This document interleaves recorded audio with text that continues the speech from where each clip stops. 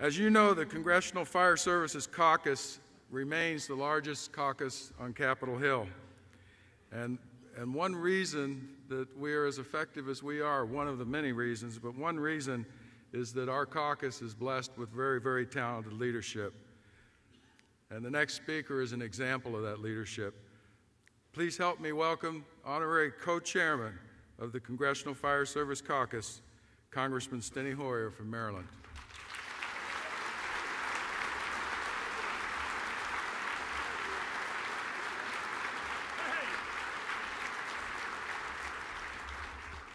Good evening. I'm glad you're here while Washington is still open. And we're going to work to try to keep it open just a little longer. But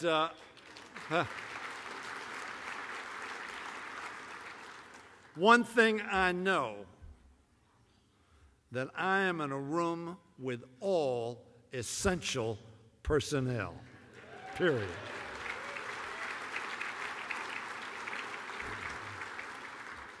Chief Compton, thank you very much for that introduction. I am pleased to be here with all of you. 10 years ago, this fall, on 9/11, every American saw the courage, the sacrifice, the heroism of firefighters and first responders and our public safety personnel. But through those qualities were especially vivid on that day, 10 years ago.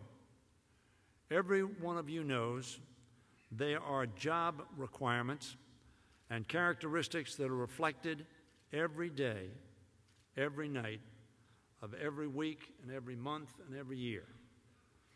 So we thank you for that. Every day a firefighter somewhere shows those qualities. Every day a first responder is risking life and limb to keep us safe. It was true on the day of national tragedy, but it's also true on every day of every week, of every month, of every year. Thank you. Thank you for taking care of all of us. Thank you for allowing us to sleep more soundly because you're awake. Thank you for us having more confidence that our family, when we're away, will be safe because you care. Thank you for all you do. I'm proud to support the Fire and Safer programs because they work. Kurt Weldon, you know, Gaddafi's buddy, so go figure. Gaddafi's going to come out with a press conference tomorrow and say, I've decided to form a volunteer fire company in Tripoli.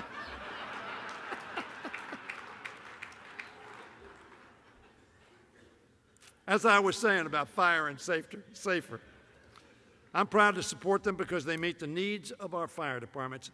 And very frankly, what Kurt Weldon and so many of you put together so many years ago has resulted in the fact that those programs have remained in place, and in fact that they were first initiated.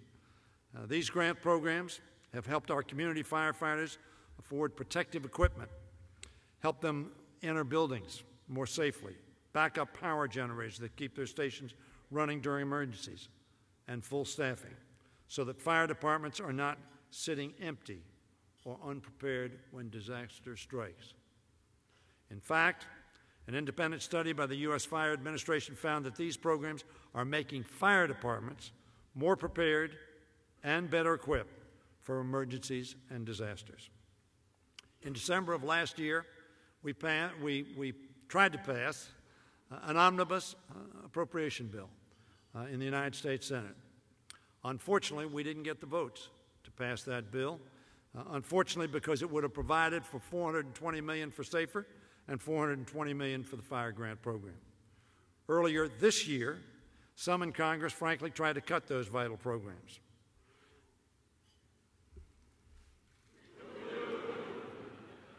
H.R. 1 had zero for SAFER and a $120 million cut for the fire grant.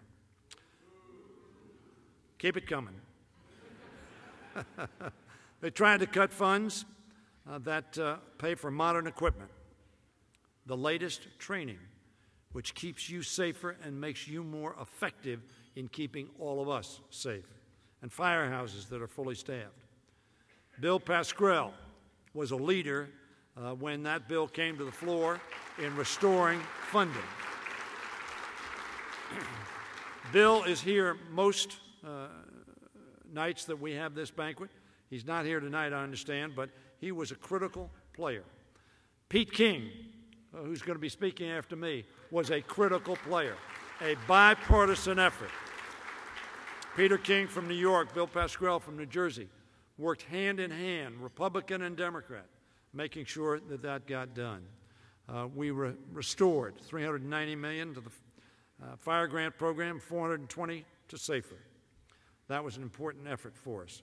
David Price also offered an amendment, critically important, which said that there would be a waiver that not only could you use it to get new staff, but very critically important, keep the staff you have in hard economic times for local governments.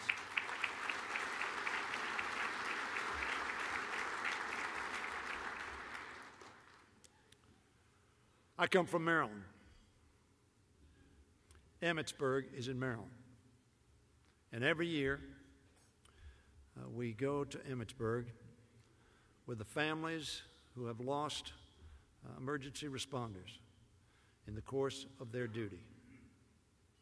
I want you to know that I say a prayer very frequently for the safety and well-being of each and every one of you who responds when the bell rings, when the siren calls, when emergencies occur. I say a prayer that you will go and utilize your training to make others safe and return to the house, to your home or to the firehouse, safely, in God's hands. You do God's work. Thank you very much.